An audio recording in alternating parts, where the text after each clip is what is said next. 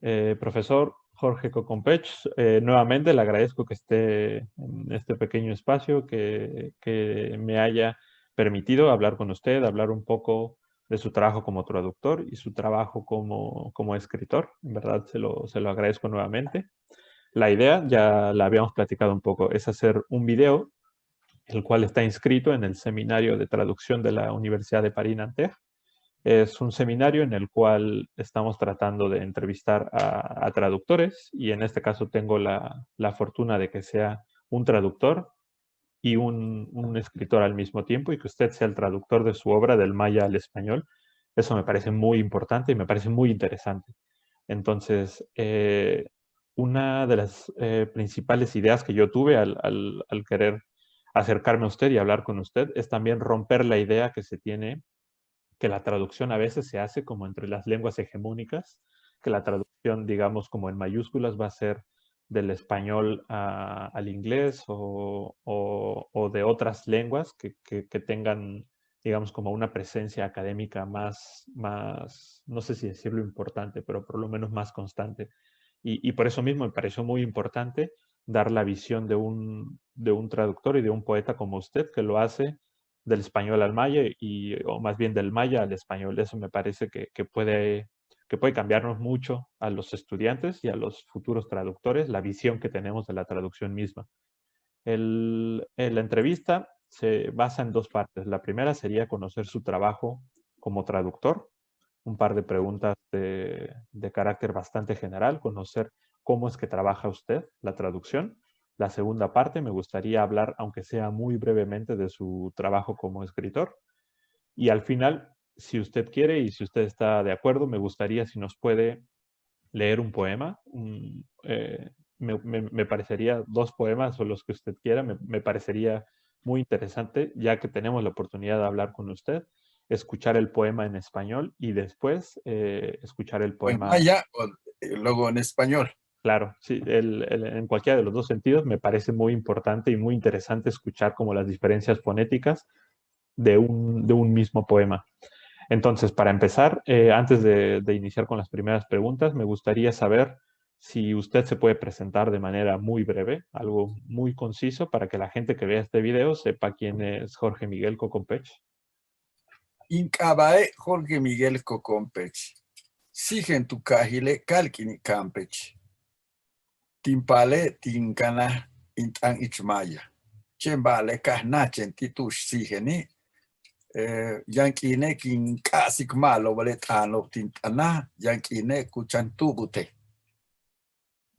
Mi nombre es Jorge Miguel Cocompech. Yo nací en una población de Carquini, Campeche. Desde pequeño hablé y hablo la lengua maya. Estando cerca, la tenía con mayor fluidez. Ahora que me he alejado y lo hablo poco, algunas cosas se me han ido olvidando, pero otras se me han quedado definitivamente en el alma. Esa es brevemente lo que yo puedo decir. Y empezar un poco cómo empecé la traducción. En la escuela primaria a nosotros nos pegaban cuando nos oían hablar la lengua.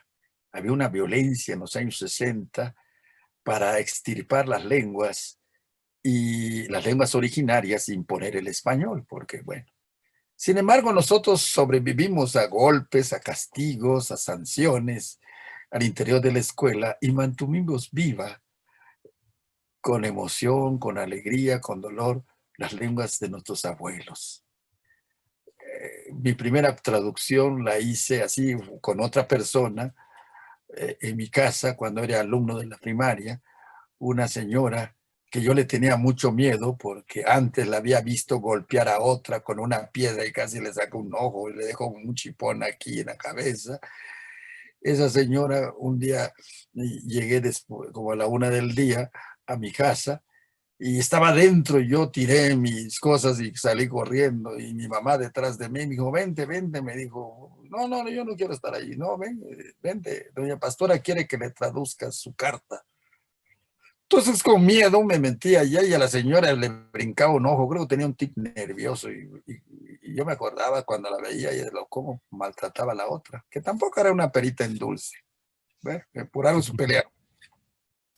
Entonces la señora me extendió la carta, yo la abrí y en efecto la carta estaba completamente en español e hice la traducción de lo que su yerno le decía a ella, le decía a su esposa en la carta, nada más que como ni la esposa del señor que mandaba la carta, ni la mamá, pues sabían español, entonces acudieron a la casa y el primero en llegar fui yo, porque también mis hermanas sabían maya, pero no lo hablaban con la fluidez de un vago, porque yo era un vago. Entonces en la calle reforcé mi maya. Mal o bien, pero ahí lo aprendí. Entonces, Entonces leí la carta, se la traduje, y yo lo que quería era salir porque no quería estar frente a ella y se la di, pero me dijo ella, paten, me dijo, no te vayas niño, quédate. Metió la mano entre sus dos enormes senos y sacó un huevo y ese fue mi primer pago, un huevo por una traducción, pero el huevo estaba tan caliente que yo pensé que estaba cocido. Fue mi primer pago de la traducción que yo hice de infante. He hecho traducción. Hernán Lara Zavala leyó Secretos del Abuelo y me invitó a ir a BAM Center International porque allá hay una escuela de traducción literaria. Fui a esa escuela de traducción literaria y nos dio clases de traducción en ese entonces Raúl Ortiz, que en paz descanse. Raúl Ortiz, que había sido funcionario de la Secretaría de Relaciones Exteriores de México, en fin. Él dio ese curso y dije, oh, ¿qué hice? ¿Quién fui a traducir y mal traducir? Y en mi proceso de recuperación de la lengua, porque siempre uno, la lengua la tiene que, sobre todo se dedica a la escritura, tiene uno que repensarla. Entonces tiene que reconocer que a veces ha hecho y ha publicado y ha traducido textos que no corresponden, que no están bien hechos. Y entonces yo he tenido fallas, errores en mis libros publicados porque no los revisé y debía haberlos revisado bien. Entonces, admitiendo eso, les quiero decir que la traducción tiene que obligar al traductor a reconsiderar que debe tener las competencias literarias, digo, las competencias lingüísticas en las lenguas en las cuales traduce y de las cuales traduce. Es decir, debe tener la competencia lingüística en la lengua original y en la lengua a la cual traduce. claro. Y entendiendo por competencia lingüística, saber hablar bien y escribir las lenguas a las cuales hace una traducción. No todos los escritores en México llegamos a tener esto. Y yo he sido jurado algunas veces de textos escritos en lenguas indígenas, pero pienso que si me lo dan en una lengua en zapoteco, yo nomás leo la del español. Y entonces tiene un sesgo mi valoración porque no lee la lengua a la cual se escribió. Pero cuando leo, por ejemplo, textos en maya escritos por mis compañeros escritores también, yo he visto que algunos tienen una belleza increíble en el maya, pero están mal traducidos al español porque no llevaron traducción literaria y desconocen los fundamentos de la traducción. Entonces ves que el texto está es pobre en español, o la versión en español, porque aparte que desconocen los fundamentos de la traducción, no tienen los fundamentos de la traducción literaria, pero tampoco conocen elementos constitutivos de la retórica y de la poética, que eso es importante también conocerlo. No es porque uno privilegie el canon occidental estético, no. No estorba saber que los escritores en lenguas indígenas de América o del mundo, no estorba que sepamos los cánones de la traducción, los cánones de la retórica del mundo occidental. ¿Por qué? Porque si reflexionamos a partir del conocimiento de esos cánones, cuando regresemos a nuestras lenguas, las repensemos, lingüísticamente o literariamente, vamos a descubrir qué cosas tiene y qué cosas no tiene. Claro. Por ejemplo, en maya hay giros idiomáticos o locuciones que no existen en el español, que no existen en las lenguas románicas. Entonces, esto nos enriquece en lugar de empobrecernos. No nos subyuga si no queremos, sino nos permite repensar la lengua, repensarla universalmente, porque no la estamos pensando desde la sola lengua, sino desde otras visiones que se tienen las lenguas y las visiones que estas lenguas tienen del mundo y del lenguaje. Esto sería como un primer adelanto para esta pregunta que me haces. No sé si sea suficiente, si quieres, peroramos sobre la misma. Muy buena respuesta, profesor. De hecho, en su respuesta ya abarca lo que iban a ser 3 o 4 preguntas sobre el ejercicio de ser un traductor. Me parece muy importante como remarcar lo que usted dijo con respecto a las herramientas que se tienen al momento de hacer una traducción y entre estas herramientas el conocimiento de la lengua de partida es muy importante, ¿no? Como usted lo decía, hay cosas que están escritas en maya, hay poemas que están escritos en maya y al momento de hacer la traducción se está perdiendo toda la riqueza que existe en la lengua originaria, en la lengua de partida, se está perdiendo cuando llega al español. En algunos casos sucede así. Ahora me gustaría preguntarle, por ejemplo, ¿qué se pierde y qué se gana en este proceso? Me parece que alguien como usted, que es que el traductor de su obra poética, nos puede decir qué siente usted que se pierde o qué se gana cuando se traduce del maya al español o viceversa. Y también saber si hay algún concepto o hay algún verbo, alguna palabra que en maya tenga una fuerza poética, una fuerza, digamos, como comunal, que no se pueda traducir al español. Mira, Alfonso La Cadena, que paz descanse, se murió hace un par de años. Era un estudioso, era un epigrafista y creo que también tenía conocimientos de lingüística y de teoría literaria. Alfonso La Cadena, en un artículo que me acaba de mandar Belén, una también exalumna del maestro Luna, porque casi todos son exalumnos de Luna. Luna tuvo mucho impacto en ese aspecto en la Facultad de Filosofía y Letras, allá en la Universidad Nacional Autónoma de México. Belén me acaba de mandar un artículo, yo lo tengo por aquí traspapelado, sobre un asunto que trata Alfonso La Cadena. Él encontró como epigrafista en los glifos son íconos, el antiguo lenguaje previo a las grafías latinas que luego conocimos y no se nos imponen. Los glifos son el lenguaje por los cuales nuestros antepasados escribieron sus historias en los monumentos, en los sitios arqueológicos. Pues un estudio de Alfonso de la Cadena de unos glifos del periodo clásico, y ahorita me acuerdo de las fechas, porque en eso de las fechas preclásico, posclásico y clásico, hay una variación que no se ponen de acuerdo, pero en fin, en el periodo clásico dice Alfonso La Cadena que el escriba maya en los glifos usaba la aliteración, la anáfora, o eso que ahora que está en las figuras literarias. Claro. Él encuentra figuras literarias en los glifos mayas. Es más, hasta tropos se encuentra. Entonces, esto quiere decir que para expresar de manera bella o el mundo, ya sea por la literatura, ya sea por la historia, porque allá en los glifos es la historia de los reyes, la historia de los dominios, de las guerras, es lo que trata, ¿no? Se usaron por nuestros antepasados, como quiero suponer que también en otras lenguas, se usaron expresiones y recursos estilísticos que sistematizó Aristóteles, que estudió a Halicarnasio, que estudió a los otros que lo precedieron.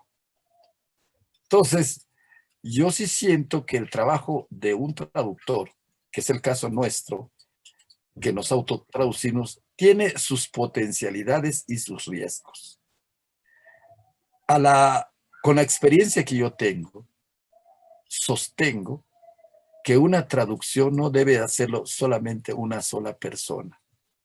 Debe hacerla un equipo y ese equipo enriquece la visión. Cuando es de una persona, corre el riesgo de que lo traduzca con el lenguaje de su localidad, que es lo que me pasó a mí. Entonces, la variante en la lengua maya peninsular, localizadas bien, hay 3 variantes dialectales, pero hay otras más. Entonces, cuando yo empecé a escribir, no estaba seguro de que si lo estaba haciendo bien. Entonces le mandé en español lo que yo estaba haciendo en maya a otros para que me dieran su versión. Entonces cometí un error. Quise uniformarlas y no es posible. Cada variante dialectal tiene su propia manera de expresar las cosas.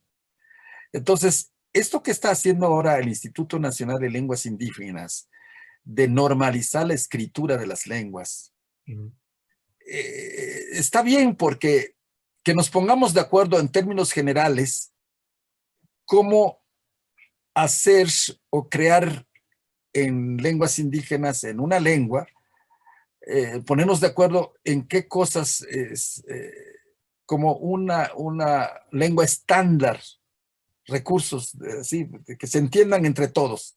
Es complicado porque hay muchos egos.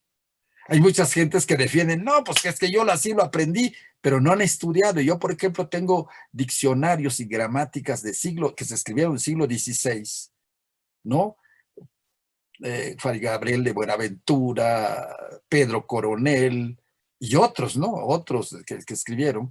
Entonces es importante porque hay palabras que las tienes que registrar y las vas viendo desde cómo se registraron en el siglo XVI, pero cómo también los epigrafistas han visto que esa palabra, en el caso de una de ellas es pec. Pec en maya se llama tzul. Y tzul actualmente es caballero, es un extranjero. Cómo una palabra ha cambiado de contextos. Sí. Y eso el traductor lo tiene que saber. Tiene que saber, tiene que investigar, no quedarse nada más con su diccionario, el más barato que consiguió en Mérida, o bien con otras personas que hablan la lengua. Es importante preguntar una locución o un giro idiomático entre las variantes, porque a lo mejor decimos lo mismo, pero no con el mismo sentido, que eso es diferente. Entonces yo siento que la autotraducción, que es el caso de la mayoría de los escritores en lenguas indígenas de México, tiene grandes posibilidades cuando se tienen las dos competencias lingüísticas, cuando se tienen las herramientas de la estilística, ¿no? Entonces sí puede funcionar. Y sí funcionan porque yo he visto textos muy bellos en español de escritores en lenguas indígenas. Creo que la experiencia que traemos del siglo pasado, las nuevas generaciones la están retomando. Están aprendiendo de lo que escribimos bien, pero también se están dando cuenta de lo que escribimos también mal. Y esto ayuda en este proceso, corrijo, de creación literaria en lenguas indígenas de México y en América. Me parece muy importante nuevamente, a partir de sus respuestas, que usted subraya bastante, la importancia de este conocimiento profundo de la lengua. No es lo mismo solamente hablar la lengua, ser hablante de maya o hablante del español, o de los dos, y digamos que por ese hecho, pensar que se puede hacer una traducción directamente, solamente partiendo de un bilingüismo, en este caso. Yo rescato bastante lo que usted dice, que hay un trabajo gramático, que hay un trabajo bastante detallado sobre los conceptos, sobre las palabras, sobre los significados, sobre la historia, casi que hacer un estudio, ¿cómo lo podemos decir?, histórico de las palabras, para poder rastrear el sentido primigenio y después cómo está siendo traducido. Eso me parece que es muy interesante, ya que una de las preguntas era con qué herramientas usted trabaja como traductor, y me parece que nos ha dado las respuestas con herramientas, digamos, con herramientas pragmáticas, pero al mismo tiempo con herramientas bastante particulares que tienen que ver con un conocimiento en muchos niveles de la lengua, que no se queda solamente, digamos, en la parte superficial. No hubiera podido hacer las traducciones como usted nos contó cuando era niño y cuando fue su primera traducción, no hubiera tenido la misma fuerza y el mismo significado que las traducciones que hace ahora usted, una vez que ha tenido como un acercamiento mucho más profundo hacia el español y hacia su lengua, ¿no? Que es la variante del maya peninsular o del maya yucateco. Sí, porque fíjate, yo publiqué Lágrimas de Oro. En español no tiene tantos problemas de orden sintáctico, ya cuando uno empieza a criticar su obra, porque tiene uno que criticar su obra. Nada de ensalzarla, no, tiene defectos, tiene esto, porque así crece uno, no es posible que pueda ser un escritor exitoso si no revisas las equivocaciones, lo que no debiste haber hecho. Bueno, sí. Entonces, pero en maya está muy mal. Entonces dije, pero ya lo publiqué. Asumo la responsabilidad. Lo asumo, lo asumo. Por eso a mí me han servido mucho las críticas de estos supuestos detractores, porque piensan que lo vamos a joder, lo vamos a exhibir. Pues sí, qué bueno que me ha exhibido que yo escribí mal, pero se los agradezco mucho, porque eso me obligó a ir a la Escuela Nacional de Antropología e Historia, revisar mis textos, hacer prácticas de campo, de ir a localizar dónde están las variantes dialectales, cuál es la diferencia entre una variante y la otra, y eso me enriqueció, eso me ayudó, no me estorbó la crítica, me ayudó muchísimo. Yo bendigo eso.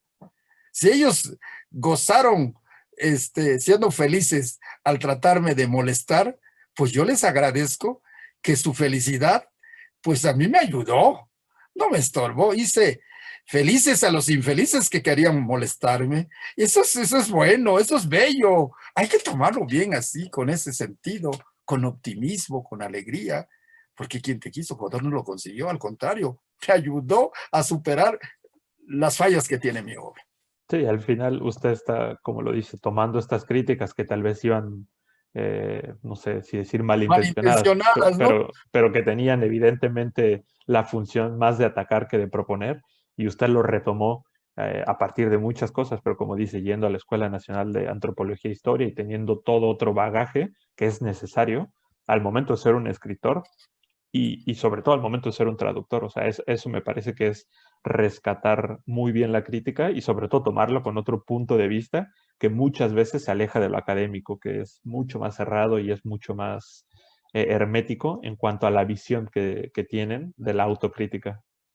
Te quiero decir, fíjate, después de llevar gramática española, tuve una musa, tengo una musa, por decirlo así, que le dediqué los últimos textos que yo escribí después de estudiar gramática española. No se la he mandado al maestro Sergio Bogar, que me dio clases de gramática española, pero no lo sabe. No sabe él cuánto influyó para que yo escriba casi soneto, porque los sonetos son muy rigurosos. En su estructura externa escribí algo que se parece a un soneto. Pero el soneto tiene acentuaciones muy obligadas en la sexta y en la décima, más la décima, la penúltima. Uno debe conocer muy bien las estructuras de las formas del metro, ¿no? Del metro propio, la métrica, ¿no? Uno debe conocer las estructuras, ¿no?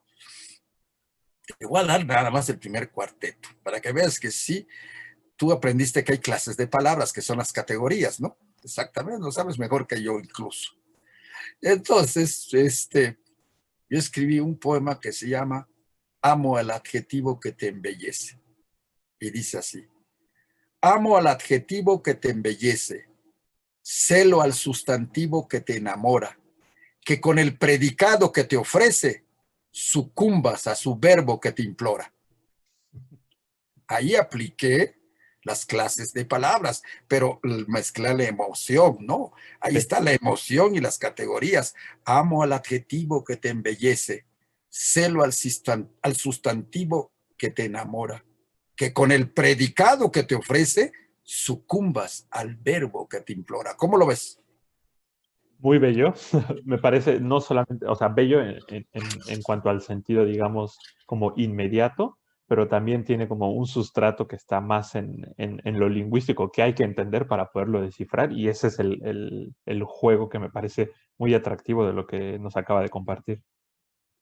Bueno, eso es un ejemplo, te decía, Sí, que ayuda mucho como te vas apropiando precisamente en la reflexión de la gramática de la lengua.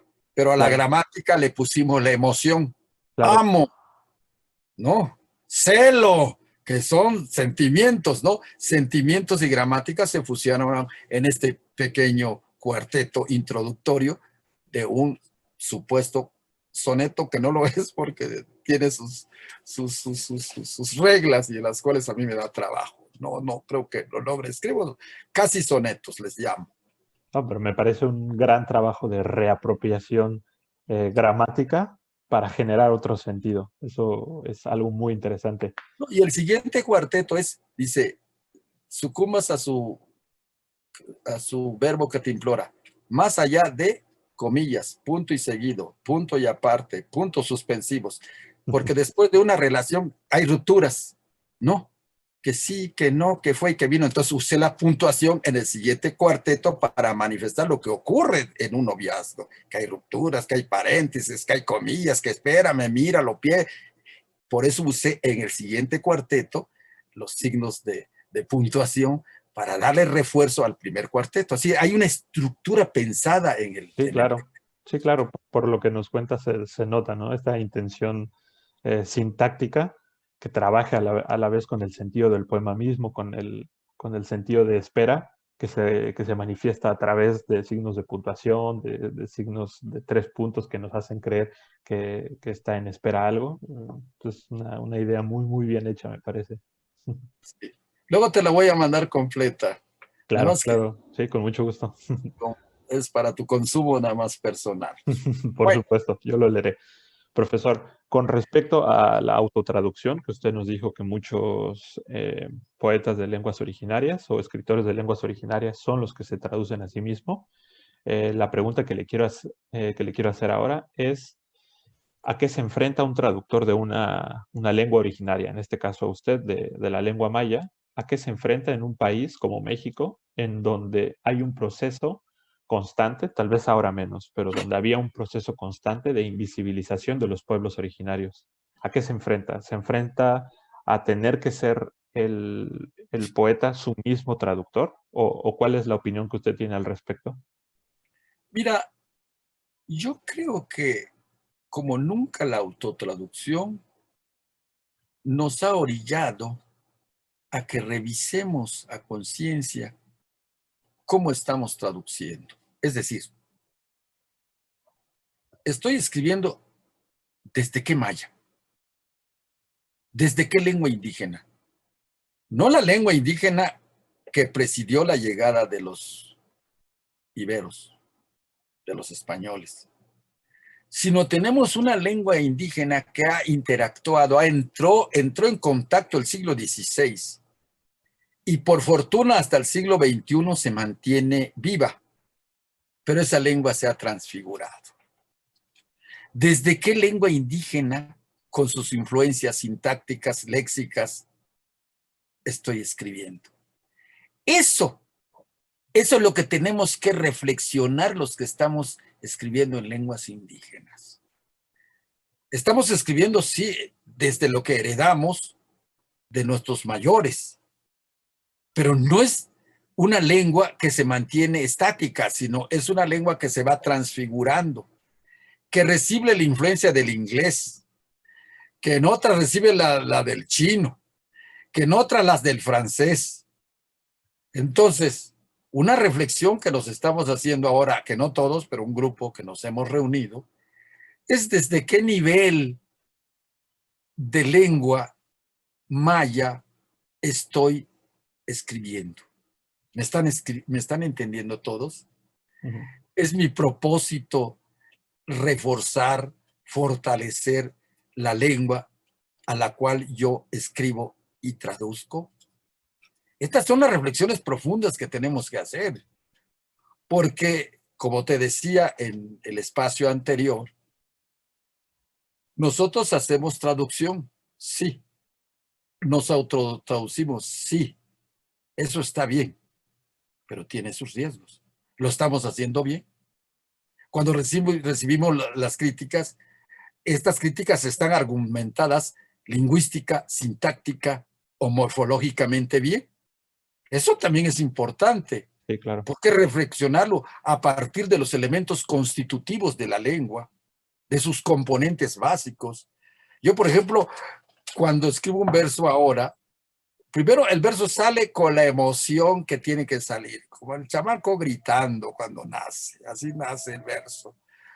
Entonces, después ya lo empiezo a pulir, me explico, y veo cuáles son los componentes importantes de ese verso. El alma de un verso es el acento, es importante.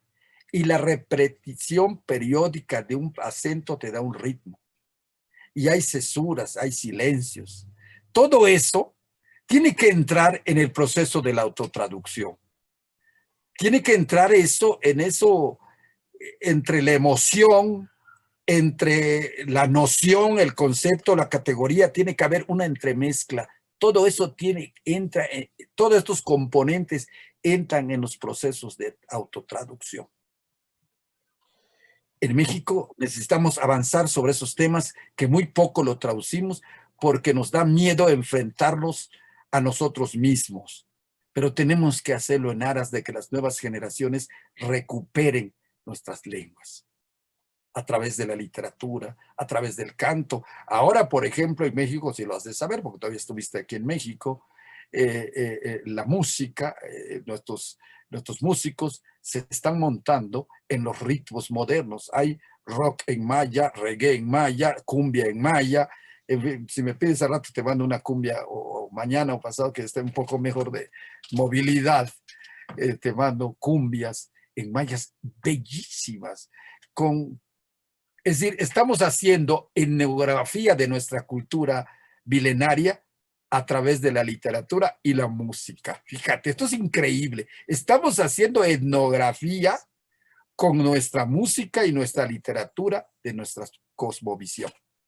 Sí, y es interesante todo este proceso de mezcla cultural y mezcla lingüística que usted comentaba, cómo el maya, desde su, digamos, desde el periodo anterior al español tenía ciertas particularidades y se ha ido permeando con otras palabras que vienen de otros idiomas y eso nos demuestra evidentemente que son lenguas vivas y que las lenguas son entes que van a cambiar y que van a moldarse a la situación, que van a moldarse a, digamos, como al contexto histórico presente.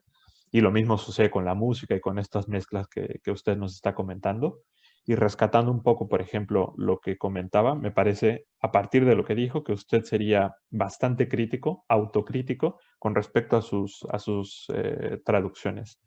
Eh, y ahora, dejando un poco de lado el tema de la autotraducción, me gustaría preguntarle qué opina usted de las traducciones que se han hecho sobre sus libros, sobre sus textos, y pienso especialmente en Secretos del Abuelo, que es una obra que ha sido traducida, me parece que en su totalidad al inglés, al catalán, al francés, al serbio, al ruso, y algunos fragmentos han sido traducidos también al náhuatl, al italiano, al zapoteco. Usted, por lo que nos Mira, comentó, me parece que tiene un punto de vista bastante bien formado y bastante crítico y autocrítico sobre sus traducciones. ¿Qué opina usted o qué opinión tiene sobre el trabajo que otro traductor haya hecho sobre su obra? te enseño esto que es la última traducción del abuelo Gregorio o Secretos del Abuelo. La diferencia entre el abuelo Gregorio, entre Secretos del Abuelo y el abuelo Gregorio son dos. En el Secretos del Abuelo hay ¿cómo se llama? Hay una crítica, hay comentarios al texto. Y un capítulo menos que en el abuelo Gregorio. En el abuelo Gregorio no están las críticas o los comentarios anteriores, solamente está uno de Adriana Malvido, que está como epílogo, si te acuerdas de él, Claro, ¿no? claro. Entonces, este es la versión en japonés. Se dio a conocer el 21 de junio y se acabó. de volada, se acabó esta versión del abuelo Gregorio. Lo tradujo Shigeto Hoshida, que es editor y traductor del texto del español al japonés, pero no varió mucho. Estuvimos platicando. Él habla maya, él ha sido un teórico, Shigeto Hoshida, si te mando su nombre, lo ubicas luego. Él él conoce muy bien de gramática y de verbos mayas. Él tiene incluso un trabajo sobre los verbos mayas contemporáneos y tiene un texto de gramática maya para hispanohablantes, ¿me explico? Entonces es una gente que conoce muy bien la lengua y hizo la traducción. Tu pregunta, ¿me la repites, por favor? Claro, la pregunta va enfocada a cómo es el acercamiento, por ejemplo, que usted tiene con los traductores de su obra. En este caso nos está hablando del que lo tradujo al japonés. ¿Cuál es el acercamiento que usted tiene con, por ejemplo, con los traductores y el punto de vista que usted tiene sobre su trabajo una vez traducido? Mira, en el caso de Shigeto es con el que estuve más cerca. Estuve también muy cerca con la traducción francesa. Estuve muy cerca con el que lo hizo en la traducción italiana. Estuve muy cerca con la que tradujo un relato o fragmentos en ruso, que fue Galina Ershova, discípula de Yuri Noroso, que descubrió ¿cómo se llama? La clave para leer los glifos mayas. Ella hizo una traducción de un capítulo. En otras lenguas han sido traducidas ya sea relatos, como por ejemplo las 7 preguntas, que tú te acuerdas de ellas, una que son las flores, que son los sapos, ¿te acuerdas de aquel capítulo? Otros han enfocado sacan yo no le llamo cuento porque Oscar Ortega Arango, un crítico colombiano que trabaja en la Universidad Autónoma de Yucatán, dice que El abuelo Gregorio, como sé que tu abuelo, es una novela corta. Y en efecto es una novela corta, yo no me había fijado, porque en todas las historias está el niño, está el abuelo, ¿no? Entonces, y me dice, allá creo que, pues Jorge hizo una novela corta, y es una novela corta destinada para lectura de pubertos y adolescentes. Aunque Juan Hernández Ramírez, este poeta náhuatl, si te acuerdas de creo que lo estudiaron ustedes allá con Luna. Juan decía, me dice, no, Jorge, no es para adolescentes y para pubertos, también es para nosotros los mayores, por las cosas que pones ahí, como por ejemplo, que es el silencio, cuando respondes o pones las respuestas que te dio tu abuelo en las preguntas, u otras descripciones que hay en el texto. Le dije, bueno, sí, eso ocurrió. Son los con los que he estado más cerca. Con otros, por ejemplo, me entero porque me mandan ellos el texto y me entero que han hecho una traducción a partir del español. En inglés tengo fragmentos traducidos, no traducido totalmente. El texto me gustaría que trabajáramos una versión en inglés. Ahora, el 2 de junio, a propósito de traductores y de editores, el 2 de junio, David Canul Canché, un muchacho nacido en la ciudad de Campeche, va a subir en Spotify La Casa de tu Alma, que sí conoce el poema, ¿no? Claro, claro. La casa con música pop. Va a estar en maya, en español y en inglés. Fíjate, con he estado más cerca trabajando, si bien no el proceso de traducción, pero el proceso de producción. Le dije, bueno, en maya, pues él me dijo, oye, te vamos a grabar en maya. Y en español le digo, pongo una mujer porque luego dicen que somos misóginos. Entonces pongo la voz de una mujer. Y entonces le pusimos la voz de ¿cómo se llama? De Beatriz Alemán Urrutia, que es egresada de la Escuela Nacional de Antropología en Lingüística. Tiene bonita voz. Le pusimos esa voz. Y en inglés le pusimos la de él porque él es maestro de inglés. Entonces, este track que dura 8 minutos, está en las 3 versiones. Ahí estuve más cerca en la producción, porque sí, mira, aquí bájale aquí la voz, que aquí lo otro, que aquí vamos a grabar de nuevo esto. El poema cambió, el que encuentras en internet, hay un verbo que yo lo cambié porque yo lo tenía en este proceso de recuperación de la lengua y ser autocrítico, estaba mal pronunciado, no era ese verbo, este verbo tiene así y lo cambié. Son de las cosas que uno va modificando y que hacen que la oferta de estas, pues de los poemas, pues los disfrute más la gente. Porque la poesía es para disfrutar, para que se le meta a uno en el alma y uno pueda ser feliz mientras lee el poema. Después ya no sabemos. Profesor, si tiene el tiempo de enviarme después eso, me interesa bastante escucharlo. El poema al cual usted hace referencia. Eso está eso lo tengo por WhatsApp. Si me mandas tu teléfono, veremos cómo te lo Claro, mandamos. claro, yo se lo mando. El poema al cual usted hace referencia, La casa de tu alma, es uno de los poemas que más he leído y releído de usted. Eh, Está y traducido a 87 lenguas. justamente esta mañana estaba viendo un video en el cual le entregaron a usted, me parece que en el año 2016. Eh, eh, Espere un segundo. El Instituto Cervantes de Nueva York le entregó un reconocimiento como poeta del año en The America's Poetry Festival of New York. Y usted hace una lectura en español, después en inglés, y hay en algún momento una chica hace una lectura en inglés. Entonces, tener como esta posibilidad de poderlo escuchar en varias lenguas, y usted nos acaba de decir como en la gama tan amplia, es bastante, bastante interesante, ya que el poema me parece, pero eso me gustaría hablarlo un poquito después, en la segunda parte, estamos por entrar a ello. Me parece que resume muy bien como esta importancia de la oralidad en las culturas originarias. Y bueno, profesor, me gustaría, para terminar como esta parte, que es conocer su obra como traductor, fueron preguntas de carácter muy general y sus respuestas fueron bastante más no de lo que yo esperaba, sino de lo que tal vez en algún momento me planteé. Yo escribí las preguntas manteniéndome siempre en lo general, en dando una visión superficial de lo que es la traducción, y sus respuestas me obligaron en este mismo momento a entrar a un nivel más profundo, a niveles más analíticos de la lengua misma, de la crítica y de la autocrítica, y eso se lo agradezco, es algo bastante inesperado para lo que yo me había planteado desde un inicio, que era mantenerme, digamos, como en un primer nivel.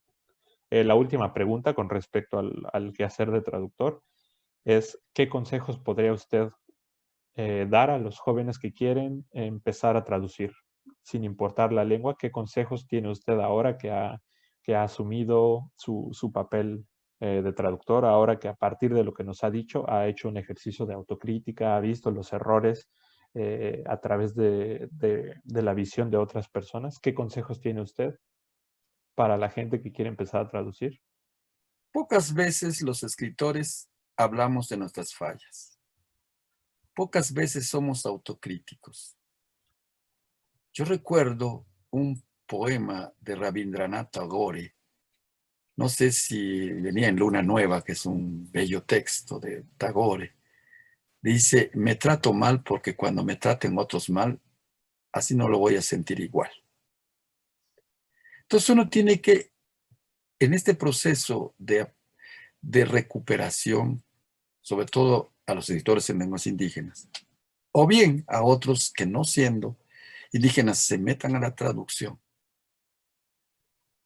lo voy a reiterar, que procuren darse cuenta, por lo menos darse cuenta de tener las dos competencias lingüísticas para el trabajo de traducción. De conocer muy bien la lengua de la cual parte la traducción, que es la lengua original o la lengua de partida, y también tener conocimiento de la lengua a la cual se traduce. Pero no solamente conocerla desde el punto de vista lingüístico. Es decir, no solamente son las competencias lingüísticas. Voy a reiterarlo. Es importante que conozcan las herramientas con las cuales trabajan, porque trabajas con la palabra. Y la palabra tiene muchos recursos, ¿no? Muchos recursos. Y yo sugiero que revisen los textos que enriquecen una traducción, que enriquecen el texto en sí. ¿Qué herramientas debo saber? Bueno, si un texto es que tiene que ver materia legal, pues llevar un curso de traducción jurídica.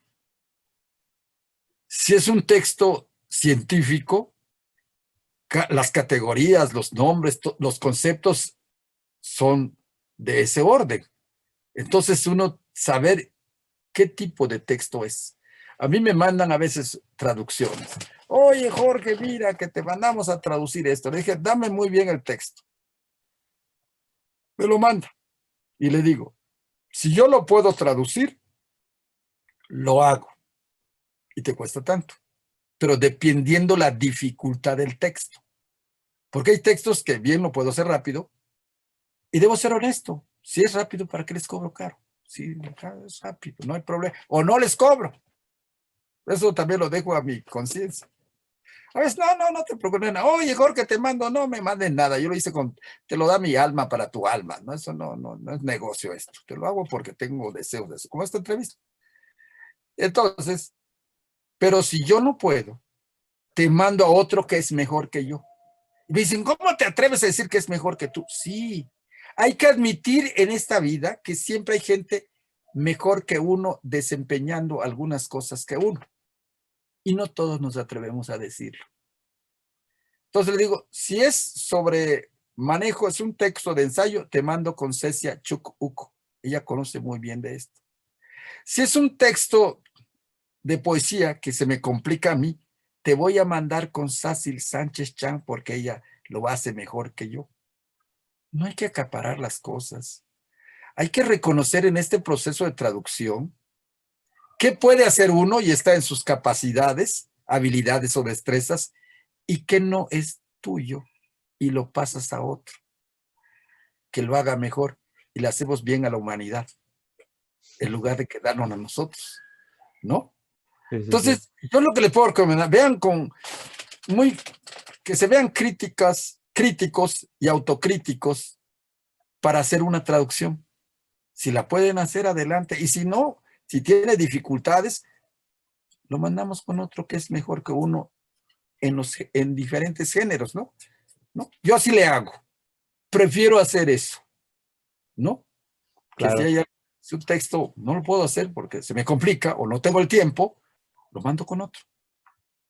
Pero es importante que conozcan qué están traduciendo, su contenido y elegir las herramientas necesarias para eso.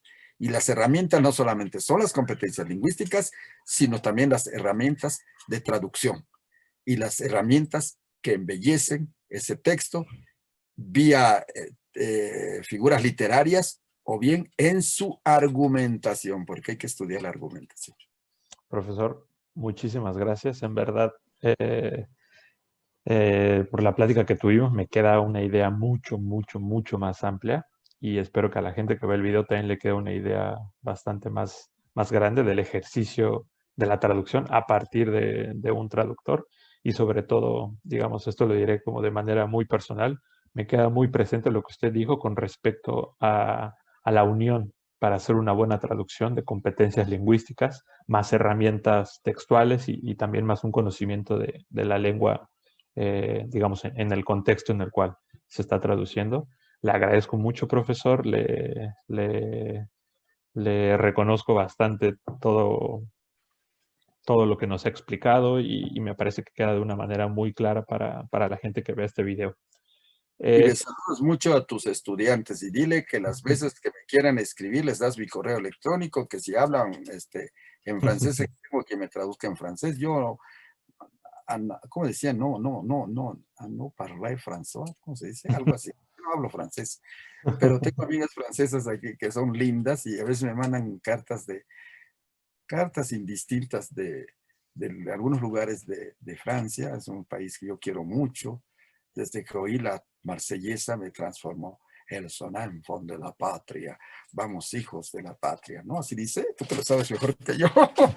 El sonanfon de la patria. Yo estaré espero en contacto con usted para poder generar como este enlace y esta conexión con su poesía y con su forma de ver la traducción, que me parece muy importante. Nada, digamos, dentro del mundo académico, una visión mucho más relajada, mucho más humana, me parece muy importante como lo hace usted. Eh, Ahora, profesor, me gustaría hablar muy brevemente y lo dejo que descanse y lo dejo que disfrute su día. Me gustaría hablar sobre su producción literaria.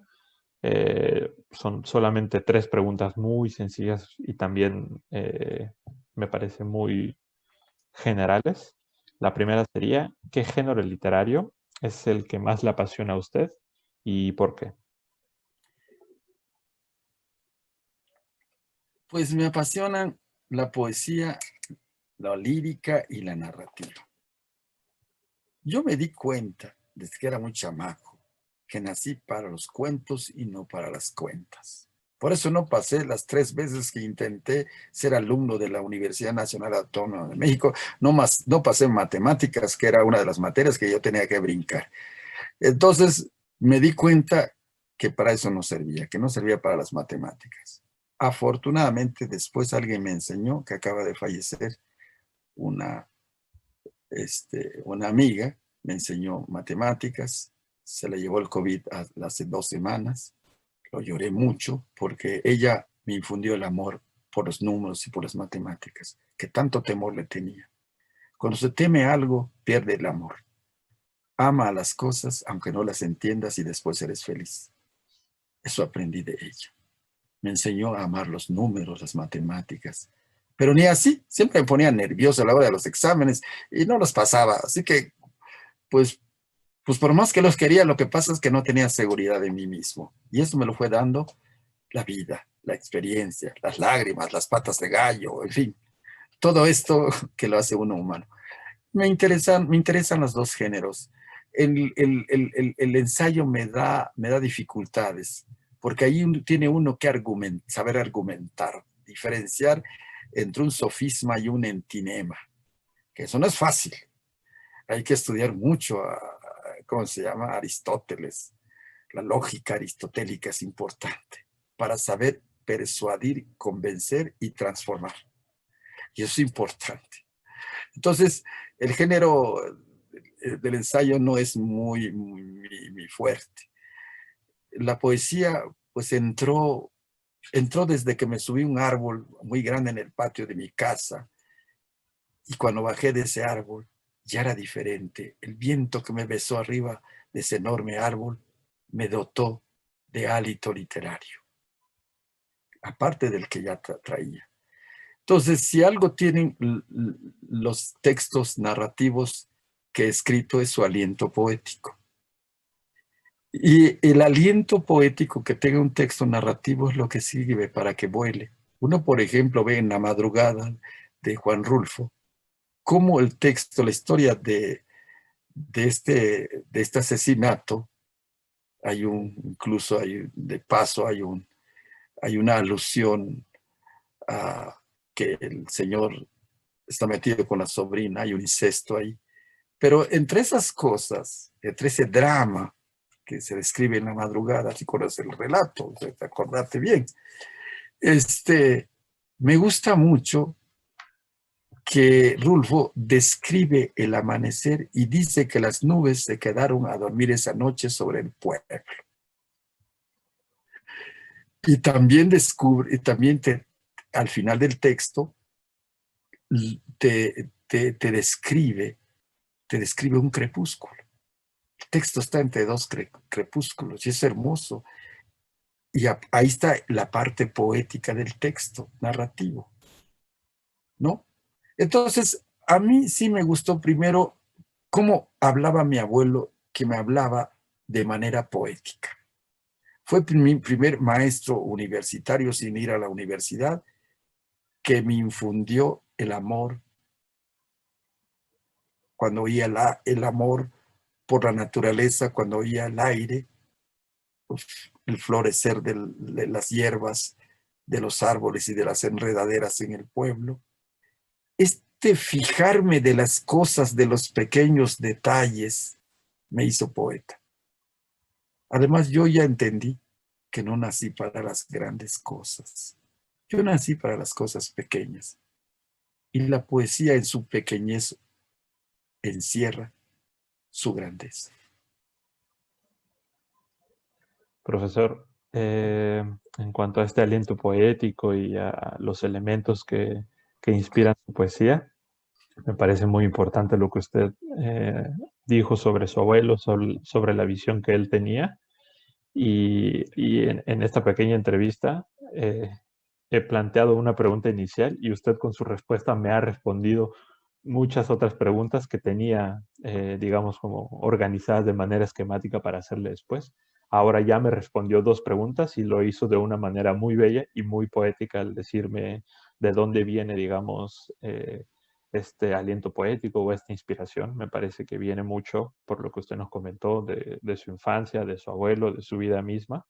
Y en cuanto a ello, me gustaría solamente remarcar una última pregunta y es sobre la oralidad, como A eso iba a referir. sobre la importancia de la oralidad en su poesía, en la poesía maya actual y en la poesía maya, digamos, en términos general. ¿Cuál es para usted o cómo ve usted la importancia de la oralidad en la poesía maya? El venero principal, en mi caso, de la lírica o de la poesía que existe en mis narraciones o en mis poemas, vienen de la oralidad. Mi abuelo me hablaba con una natural poesía.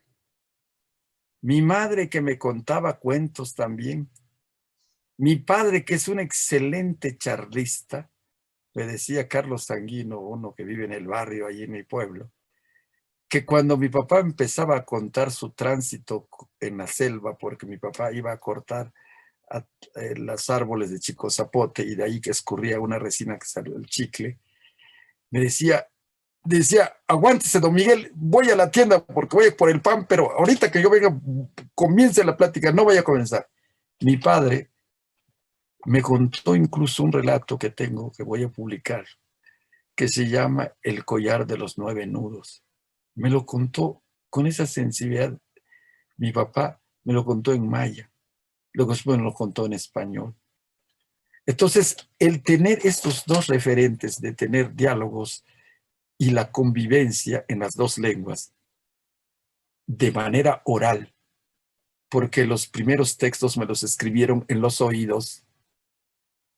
Y además hay algo que yo aprendí con el tiempo, que si quieres comunicar algo, sobre todo en narrativa y en poesía, procura afectar dos sentidos importantes en el ser humano, que son la inmediatez de su conocimiento falso o verdadero de la realidad, que son los ojos y los oídos. Entonces, hay un texto que yo hago referencia, que viene en Lágrimas de Oro, con ese comienza. Dice, a medianoche una turba de ladridos me despierta. ¿Qué sentido está afectando? A medianoche hay oscuridad, los ojos. Y luego empieza, una turba de ladridos me despierta. El siguiente sentido afecta es el del oído. Y combinando los dos, comunicas una idea. Pero aparte, si te fijas más, voy a ahondar en esto, en la segunda frase, porque a medianoche es una frase. Y luego empieza la oración. Una turba de ladridos me despierta. La literación con las R's le da fuerza al texto. Y con eso atrapas a la gente. ¿No? Eso te lo enseña la experiencia. Cómo comenzar el texto de tal manera que atrapes al lector y no lo sueltes, ¿no? Eso te lo da la oralidad, el sentido de coloquialidad. Hay poesía coloquial que a mí me gusta por su sencillez, su claridad que tiene a expresar una emoción o una idea, porque a veces las ideas se pueden expresar con emociones y son profundamente, ¿cómo decirte? Se pegan con mucha profundidad en uno. Las ideas expresadas en emociones o con emociones, o emociones traspuestas en ideas en el papel, pero plásticas, emotivas, sonoras, visibles. Eso lo tengo muy claro desde los primeros relatos que oí de mis mayores. En la oralidad hay tantas cosas bellas. Por ejemplo, hay un conjuro que dice así, eso no estaba escrito hasta que los traspuse, dice, Oshla kumpilin sut binkuna bieta pishan tuba pachnokoch tsonot, Oshla kumpilin sut binkuna beta pishan tuba pachkak, Oshla kumpilin sut binkunu beta pishan tuba pachik, Oshla kumpilin sut binkunu beta pishan tuba pachluum, Titush walak palech, Titush mukana tuch. Fíjense la reiteración. Oshla kumpilin sut, Oshla kumpilin sut. ¿No? Ahí están las anáforas, ¿no? Estas figuras literarias que existen en los conjuros. Y no te imaginas la profundidad de esto, porque dice, 13 vueltas hará tu espíritu alrededor del enorme pozo, 13 vueltas hará tu espíritu alrededor del fuego, 13 vueltas hará tu espíritu alrededor del aire, 13 vueltas hará tu espíritu alrededor de la tierra, ahí donde estás de pie, ahí donde se enterró tu ombligo, primera ofrenda de tu cuerpo para su madre originaria. ¿No es eso precioso? Sí que lo es. Están en los conjuros. Y así hay Claro, muchas cosas que tenemos que recuperar a través de la tradición oral. claro. Y sobre este sentido de la oralidad, me parece que justamente su obra como traductor y su obra como escritor rescata esta deuda que a veces tenemos muchos con la oralidad y sobre todo remarca la importancia que tiene, la importancia en la cultura maya, la importancia en cuanto a un hecho real de la palabra. Es decir, yo vi unas entrevistas que le hicieron a usted y usted remarcaba esta importancia de la palabra para la cultura maya. No era necesario tanto, digamos, firmar un documento, sino Eso es cierto. tener la palabra como, como la presentación. El aval, Claro, el aval espiritual de un pueblo es su palabra que cumple. Mira, mi papá a veces no tenía recursos económicos. Cuando yo terminé la normal, tenía que empeñar su máquina, su herramienta de trabajo para que yo me fuera a trabajar. Y lo fue a empeñar allá con una persona y le dijo, mira, te empeño mi máquina. Mi hijo se va a trabajar y en 3 meses le pagan. Entonces le dijo el que recibió el empeño, muy bien, pero tú vas a trabajar con esa máquina, vas a trabajar para mí. Y le dio el dinero. No hubo ningún documento. Y el señor, como mi papá le cumplió, otras veces le facilitaba dinero y ya no era necesario como los bancos, ¿no? ujú, Te lo prestaba y mi papá iba y lo devolvía. Bastaba la palabra en, en nuestro pasado ancestral para que la gente te tuviera confianza cuando le teníamos confianza a la palabra entre nosotros. Cuando eso se perdió, vinieron las elecciones. Las elecciones fraudulentas, claro. donde la palabra está usada como el arte del engaño, de la simulación. Y en cambio, en la palabra antigua, la palabra era la legitimidad de la verdad.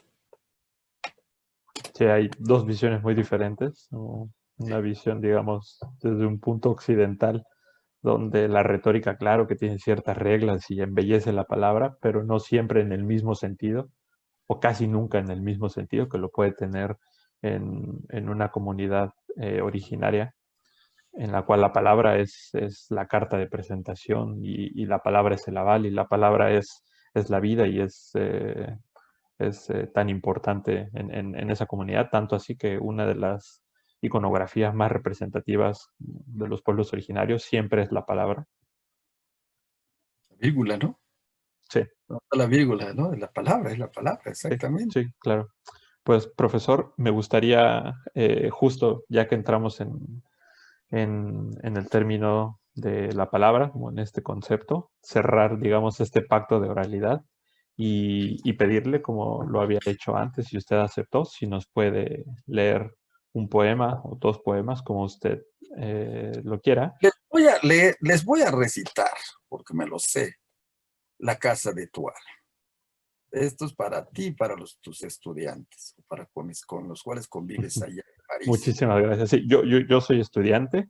Al final, este video es tan importante porque es una participación de un estudiante para otros estudiantes y en tanto ellos reciben bastante porque no son estudiantes solamente hispanohablantes, hay estudiantes del italiano, hay estudiantes de portugués, hay muchas nacionalidades. Es bastante interesante conocer su trabajo y claro, profesor, ese poema me parece, como ya se lo había dicho, tan importante por la oralidad.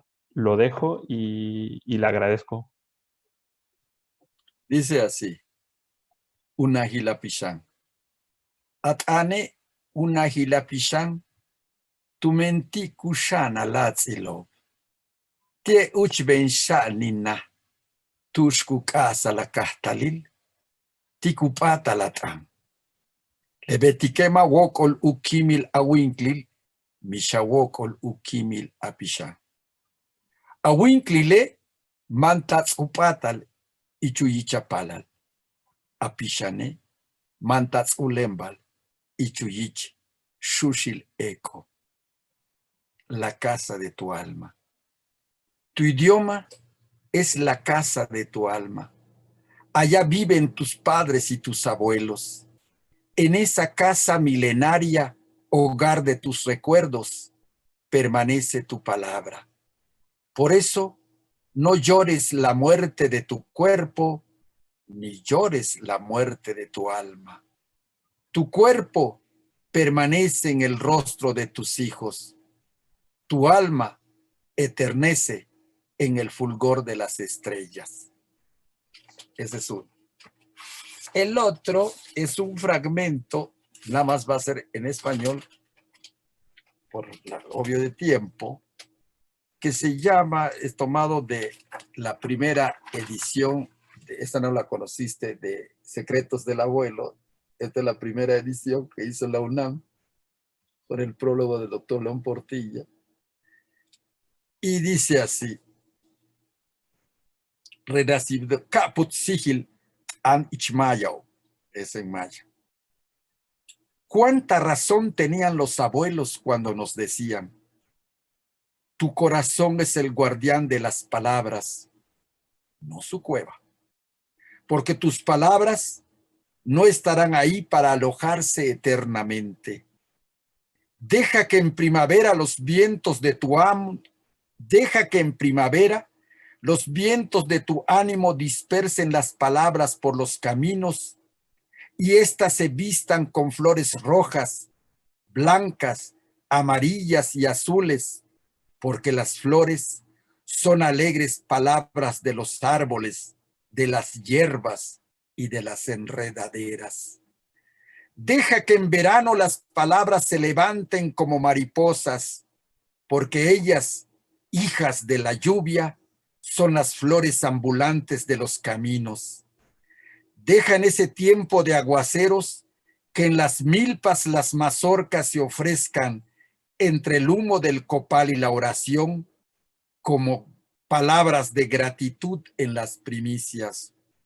Cuando llegue el otoño y los árboles desprendan sus hojas al vaivén del viento, deja que estas palabras besen con ternura la piel del suelo, pues nunca las palabras sobre la tierra han sido el sepulcro de los hombres.